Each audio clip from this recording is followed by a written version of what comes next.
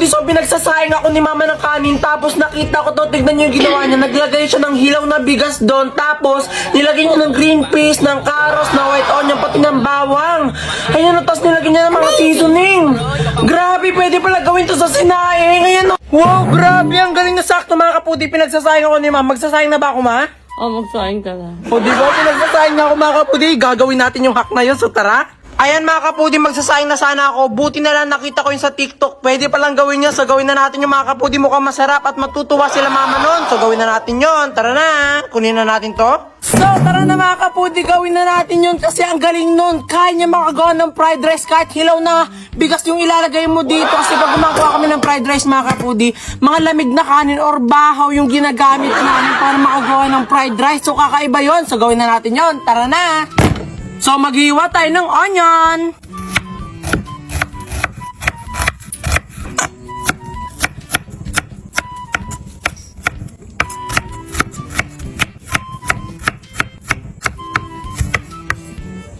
So, nahiwa na natin tong white onion. So, ang sunod naman ay ang carrots.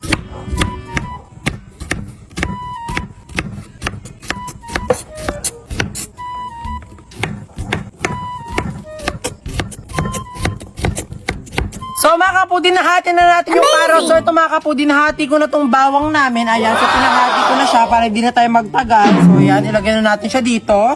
Ayan, grabe, sana masarap yun, no? Para palagi yun nalang gagawin namin pag magsasayang kami. Ayan, ito na, gawin na natin. Chicken chocolate. Tutunawin natin to para maging chicken soup. Ngayon, tutunawin na natin siya gamit ang mainit na tubig. So lagyan na natin. Ayan, kasi ito yung pangsasabaw natin. Pag natunaw na natin yung chicken chocolate, itatabi na muna natin.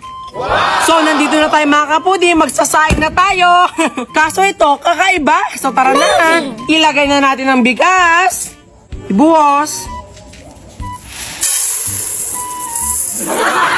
Ngayon, hugasan muna natin. Hugasan na natin itong bigas gamit yung nawasa water.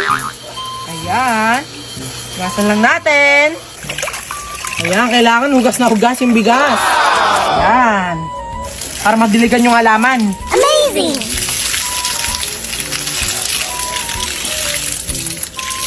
So, ito na mga kapudi, malinis na itong bigas natin. So, gawin na natin yun. Ang una muna natin ilalagay, itong green bean. So, ilagay na natin. Ilagay na natin. Ayan. Ang next naman, itong white onion. Ayan. Excited na ako dito. At ang sunod, ang carrots. Lagyan na natin lahat.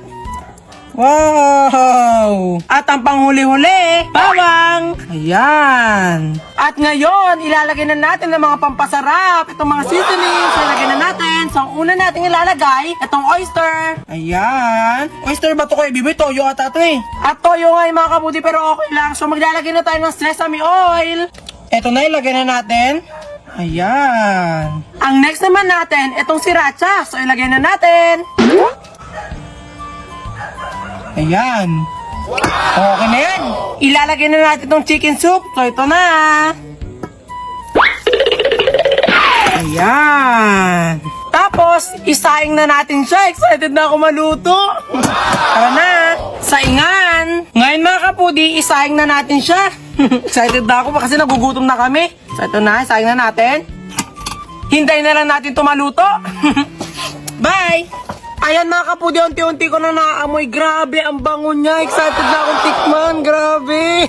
Ayan, unti-unti na siya naluluto. Amazing! Yon mga kapudi, matapos ang unti natin paghihintay, luto na siya. Ayan mga kapudi, so tignan na natin to kung okay na. So ito na yan, nakita nyo dyan.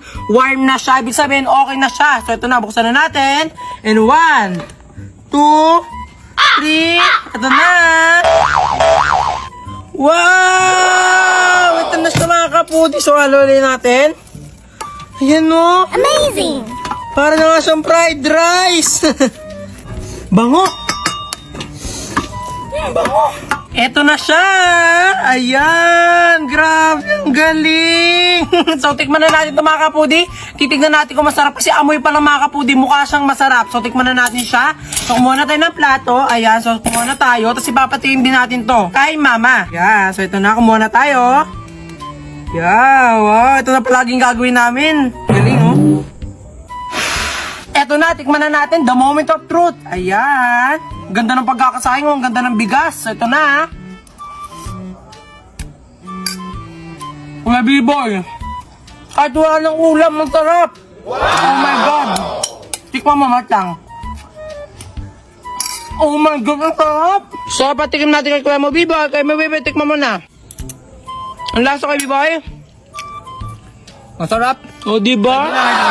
O, diba? Grabe, ang galing. Patikim natin kay Mama. So, ayan mga kaputi, patikim na natin to kay Mama. Ayan, Mama, tikman mo na. Yan yung ginawa ko sa pinasaing nyo. Amazing! Tikman nyo, Ma. Ayan. Kasi yung tinikman ko siya, Ma, pwede na siya kahit walang ulam.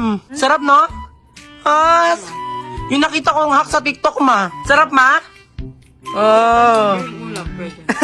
Wala nang laman nga itong mga cabinet nga namin na talaga ubos na nga yung grocery namin dito sa bahay. Kaya samahan nyo nga ako na mag-grocery. Kaya dali-dali na nga akong umalis para nga mag-grocery para magkalaman na nga ng pagkain dito nga sa bahay namin. At hindi nga lang mga pagkain nga yung pamimili ko dito sa grocery. Talaga mamimili nga rin tayo ng mga kailangan nga rin sa bahay. Pati nga rin yung mga iba pa nga natin kailangan sa Dream Kitchen ay talagang bibilhin ko na nga. Meron nga kasi mga nabibili nga dito na talaga hindi nga nakikita sa mga normal nga na grocery yan. Kaya talagang binagbibili ko na dito. At dahil napakalamig nga dito sa pinag-grocery yan ko ay medyo nagda-dry nga yung lips ko. Kaya nag-apply nga muna nga ako nitong lip serum na ginagamit ko. At ito nga po lip serum man Skin Tip yung ginagamit ko po sa lips ko kasi meron nga siyang hydration na nakakatulong para hindi mag-dry yung lips natin. At kung maitim nga po yung lips niya, perfect nga rin po sa inyo to kasi meron nga po tong brightening na nakakatulong makapag-lighten nga ng mga dark lips. At bukod nga po sa kanya makapag-repair at smooth nga ng lips nga natin, talaga hindi nga siya malagkit tapos napakagaan niya lang sa labi. At after ko nga makapag-apply nga ng lip serum, may dali-dali ko na nga nilagay dito yung mga iba pang mga pagkain na kinakain nga ng mga kasama ko nga sa bahay. At isa nga po tong pag-grocery yan, talagang na-excite ako kapag ginagawa ko nga to kasi talagang hindi ko akalain na nagagawa ko na nga siya. At talagang dinadamihan ko na nga po dito yung mga kinukuha ko kasi marami nga po kami sa bahay at sigurado nga ako na mauubos nga to. Ang dami ko nga rin po dito mga kinuha na talagang kakaiba katulad nga nitong mga frozen pizza, pati nga itong mga higanti nga ng mga snack. At kasama ko nga itong ate ko nga na mag-grocery kasi nung nalaman niya nga na mag-grocery ako, talagang gusto niya nga daw sumama. Sabi ko nga sige sumama siya pero dapat sama lang ha. At buti na nga lang po talaga napakalaki nga ng cart nga dito sa pinag-groceryhan ko kaya sigurado nga ako na magkakasya nga lahat nga ng bibilhin ko dito. At talaga nag-grocery pa nga lang ako pero ang dami ko na naiisip na pwede ko nga lutuin dito nga sa mga nakikita ko. Meron nga rin ditong binibenta nga ng mga luto nga na ulam kaya bumili nga ako nitong sisig pati nga nitong lechon manok. Sakto nga lang yung mga pinagbibili ko nga ng mga frozen goods kasi marami nga laman yung freezer nga namin at itong mga ready to eat agad yung mga pinagbibili ko. At talagang punong-puno na nga tong cart ko pero kulang pa nga tong grocery nga natin kaya naglagay pa nga ako dito sa ilalim. Marami pa nga po kasi ako dito mga nakikita na sa tingin ko kakailanganin nga sa bahay kaya talagang pinagbibili ko na. At finally natapos na nga tayo mag-grocery kasi punong-puno na nga tong cart ko kaya naman uwi na nga tayo sa bahay para nga malagyan na nga yung mga cabinet namin walang laman.